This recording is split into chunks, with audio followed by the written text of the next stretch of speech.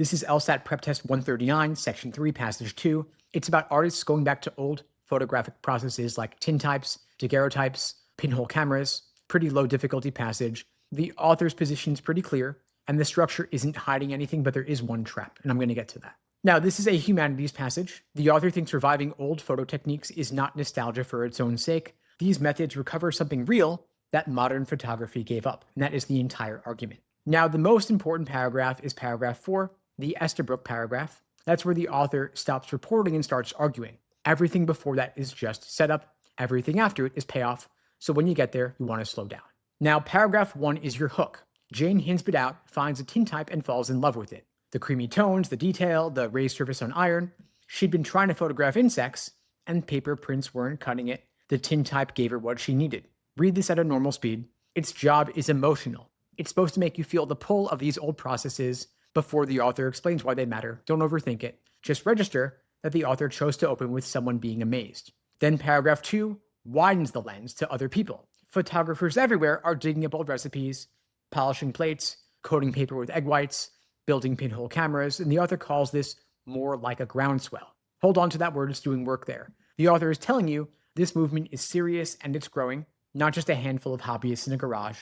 But the long list of techniques here is just evidence of the scale. You don't need to memorize it. Know that it's there later, so you can go back to it if you need to for a particular question. Now, paragraph 3 gives you the history. They're saying these old techniques died away because they were messy, they were slow, they were inconsistent. Newer methods were cheaper, faster, and gave you more reliable results. So for that reason, the old ones disappeared. Only tintypes survived, barely as a curiosity. You could move through this part quickly, it's just background.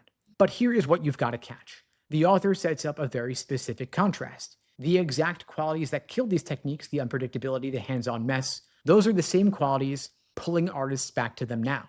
And that twist is the engine of the whole passage. If you read paragraph 3 as just being a history lesson, you're going to miss it. Now, paragraph 4 is where you get your points. Estabrook deliberately seeks out the accidents and irregularities in the old processes and doesn't try to control them. He wants time to leave its mark on every print. And the stains and imperfections that a 19th century photographer would have cropped out, Estabrook chooses to keep them because he wants to heighten the sense of nostalgia.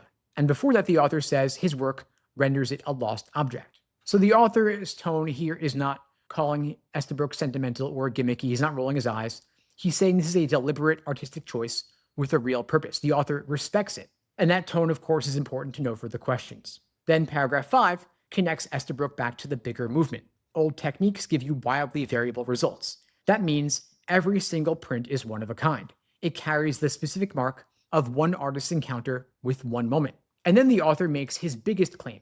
These old methods offer a way to recover an intimacy that mass media has all but overwhelmed. That is the destination the whole passage has been driving toward. Modern photography became mass production, and these artists are therefore reclaiming something personal. Now, the key move here is the reversal. What made old techniques fail is exactly what makes them valuable artistically. They failed commercially, but are viable as art. So that consistency was previously a bug, now it is a feature. You want to know that for the questions, of course. Now, the author's stance is warm and admiring, not neutral, not skeptical, not amused. He thinks these artists are onto something real. The main trap is picking an answer that undersells the author's enthusiasm. To say that they are doubtfully hesitant would be wrong. To say they were ironically amused is also wrong. The author is not smirking. They've bought in on this. Now, before you go to the questions, check yourself on these 3 things. First, why does the author tell you Estabrook keeps the stains instead of cropping them? What is that detail doing in the argument? Second, what is the difference between the way paragraph 3 talks about unpredictability and the way paragraph 4 talks about it?